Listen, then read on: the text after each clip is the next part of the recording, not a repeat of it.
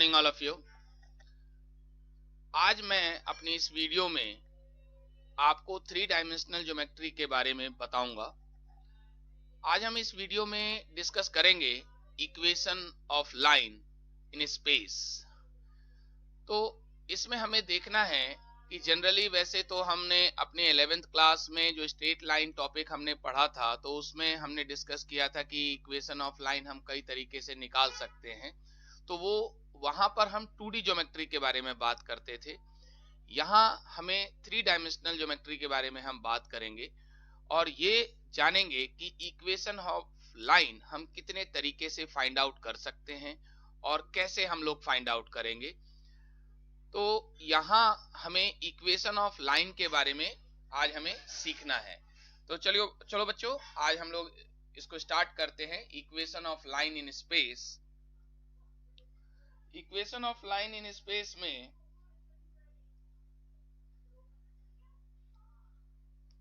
देखिए, equation of line in space में सबसे पहले हम ये जानेंगे कि हमारे पास जो इक्वेशन ऑफ लाइन होती है ये हम लोगों ने 2D ज्योमेट्री में एक तो कई टाइप से हमने पढ़ा था। एक हमारा होता था y equal to m x plus c, जिसको हम स्लोप इंटरसेप्ट फॉर्म कहते थे। एक होता था y minus y one is equal to m x minus x one, जो कि पॉइंट स्लोप फॉर्म होता था। एक हमारे पास ऐसे हम लोगों ने पढ़ा था y minus y one is equal to y two minus y one upon x two minus x one into x minus x one, जो कि हमारे पास 2 पॉइंट फॉर्म होता था। इस तरह से हम एक पढ़ते थे x upon a y upon b is equal to 1। ये हमारे पास इंटरसेप्ट फॉर्म हुआ करता था। इस तरह से हमने कई टाइप की इक्वेशंस पढ़ी थी। आज हमें पढ़ना है equation of line in space. तो यहाँ आपको हम बता दें कि equation of line in space हम दो टाइप से फाइंड आउट करते हैं। सबसे पहला जो हमारे पास पॉइंट है वो है equation of line through a given point and parallel to a given vector. एक हमें वेक्टर दिया जाएगा b जिसके वो पैरेलल होगा, यानी डायरेक्शन हमें गिवन होगी। तो यहां आपको क्या क्या गिवन होगा? एक पॉइंट गिवन होगा और साथ में एक हमें डायरेक्शन गिवन होगी। तो इससे हम कैसे इक्वेशन फाइंड आउट करेंगे, इसका हम पहले डेरिवेशन देख लेते हैं कि कैसे हम इसको डिराइव करेंगे। देखिए, यहां पर हमने एक 3D ज्योमेट्री का एक फिगर बना रखा है। एक्स वाई जेड एक्सेस है हमारे पास। ये हमारे पास एक्स एक्सेस है, ये वाई एक्सेस है और यहाँ जेड एक्सेस है। तो हमने एक लाइन भी ड्रॉ कर रखी है। तो ए हमने यहाँ ए एक पॉइंट लिया हुआ है जहां से ये लाइन एल पास कर रही है। देखिए यहाँ लिखा हुआ है कि let a be the position vector of a given point a, यानी इस पॉइंट ए का जो स्मॉल ए वेक्टर है ये पोजीशन वेक्टर है। कहां से? ये एक line with respect to origin से। एंड जो लाइन एल है is passing through a point a and it is parallel to the given vector b, यानी कि इस वेक्टर के ये लाइन पैरेलल है। एंड आर बी, हमने आर क्या ले रखा है? एक पोजीशन वेक्टर ले रखा है किसी आर्बिट्री पॉइंट पी का, जो कि उस लाइन पर स्थित है। तो हमने क्या देखा कि हमारे पास एक लाइन है जिस पर एक पॉइंट ए है। That means this line L is passing from a point a and उसका जो पोजीशन वेक्टर है फ्रॉम ओरिजिन से वो हमारे पास ए वेक्टर है। P is any arbitrary point P is any arbitrary point on the line L whose position vector from the origin is R vector, and this line L is parallel to a vector B। तो इसमें अगर हम ध्यान से देखें तो हमारे पास एक ट्रायंगल है। ये देखिए, ये एक ट्रायंगल है। हमने इस ट्रायंगल को सबसे पहले कंसीडर किया है OAP ट्रायंगल जो है। OAP ट्रायंगल में, तो OAP ट्रायंगल में हमने ट्रायंगल लॉ का यूज किया है। तो OA, देखिए OA plus AP is equal to OP हमने यहां लिख दिया। इससे हमारे पास AP फाइंड आउट हो जाएगा। AP is equal to OP minus OA। ये OA जो है उस साइड चला गया, तो यहाँ OP को हमने R वेक्टर से डिनोट किया है एंड OA को A वेक्टर से डिनोट किया है। इस तरह से मेरे पास AP जो वेक्टर है वो क्या आ गया, R माइनस A वेक्टर आ गया। इसको हमने इक्वेशन नंबर 1 दे दिया।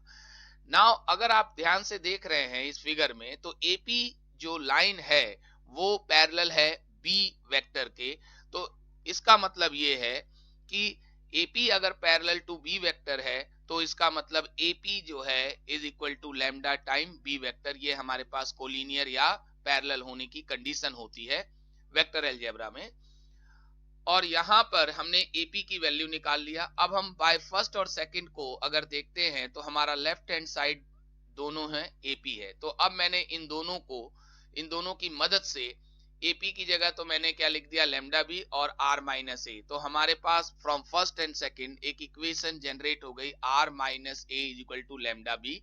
तो यहां से हमने इसको थोड़ा सा सजा लिया है, R vector is equal to A vector plus lambda B vector. This is the required equation of a line in vector form. Now,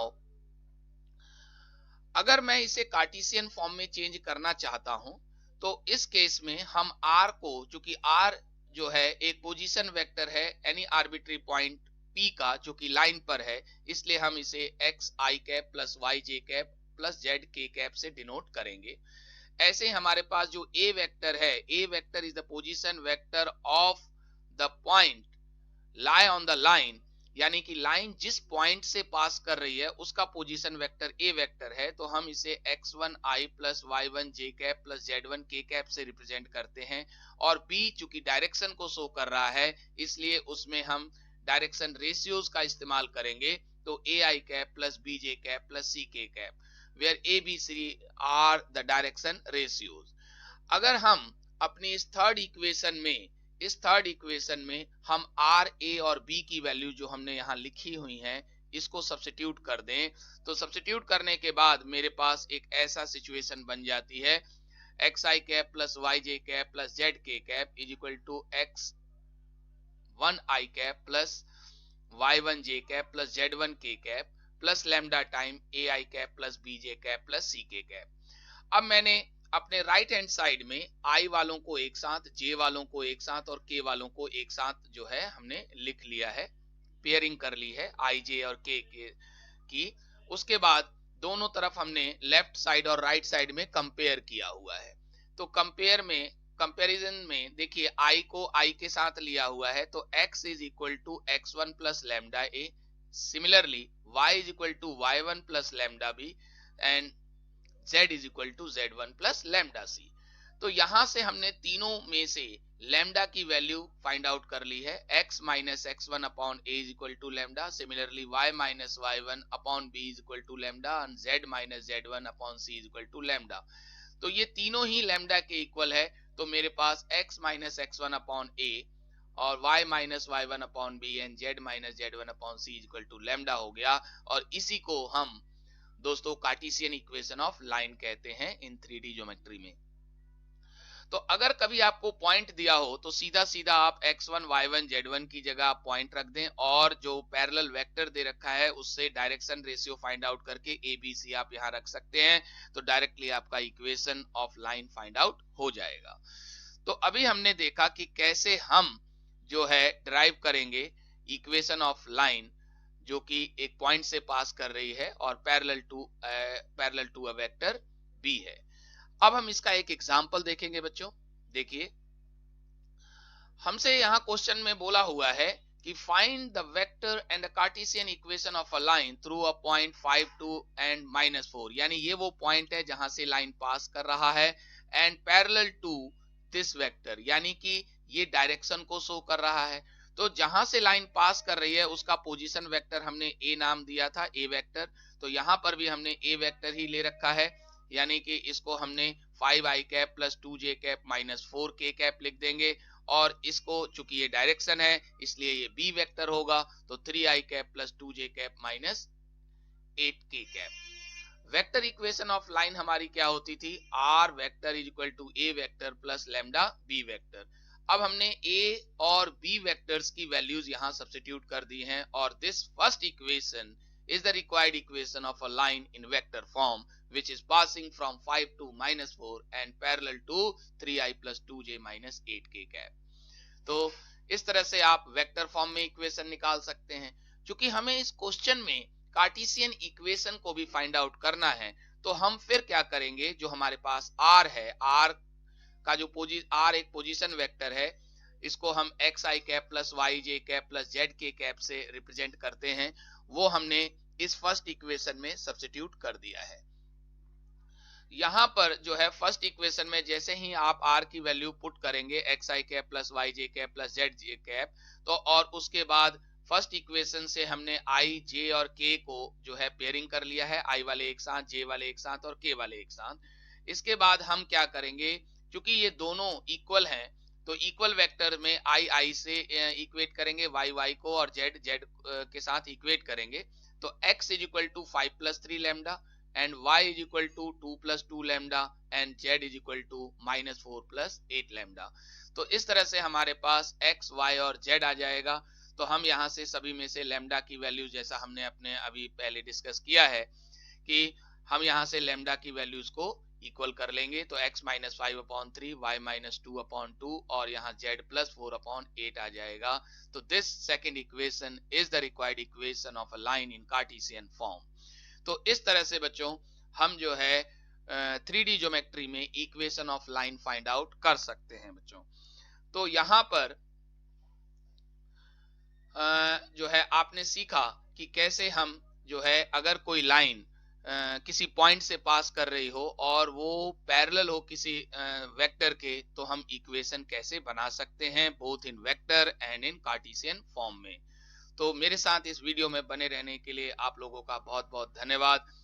अगर आपको ये वीडियो पसंद आई हो तो इसे आप सब्सक्राइब करें और ज्यादा से ज्यादा शेयर करें बच्चों। धन्यवाद।